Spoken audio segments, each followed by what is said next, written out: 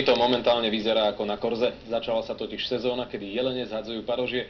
To využívajú desiatky zberačov, ktorí zver prenasledujú. Do boja proti ním už lesníci vyťahli fotopasce.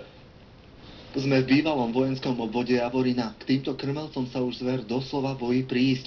Prakticky deň a noc tu na ňu striehnu zberači parožia. Lesníci sú na pokraji zúfalstva. Chodia tu už ráno o 2:00, chodia s baterkami, so svietidlami a zver pášia. Statné jelene sú prakticky stále akoby na úteku. Zberači im ale idú po stopách. Pre parožie sú ochotní urobiť všetko.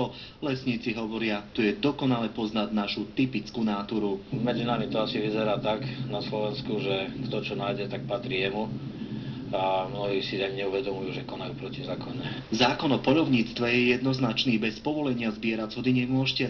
A ak zariskujete a chytia vás, máte problém. Je to síce len priestupok, ale vyjde vás poriadne draho. Môže hroziť fyzickej osobe pokuta do výšky 3 000 eur a samozrejme aj odňatie veci. Lesníkom už ale došla trpezlivosť. Okolo krmelcov rozostavili fotopasce a majú prvé výsledky.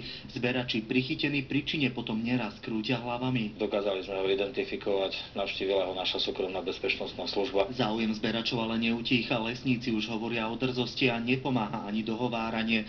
Zver je v týchto dňoch v lesoch pod Tatrami doslova štvaná. Teraz hadzujú najstaršie jelene, tie zhody sú najcennejšie. Mám taký dojem, že sa to stalo nejakým národným športom. Tak ako zberači v lese striehnú na svoju korisť, tak chcú aj lesníci a poľovníci striehnúť na zberačov. No a budú pre nich požadovať tie najprísnejšie pokuty. Stačí vraj exemplárne potrestať jedného, no a tí ostatní si určite rozmyslia, či budú aj naďalej prenasledovať vyhľadovanú zver. Jan Tribula, televízia Markíza.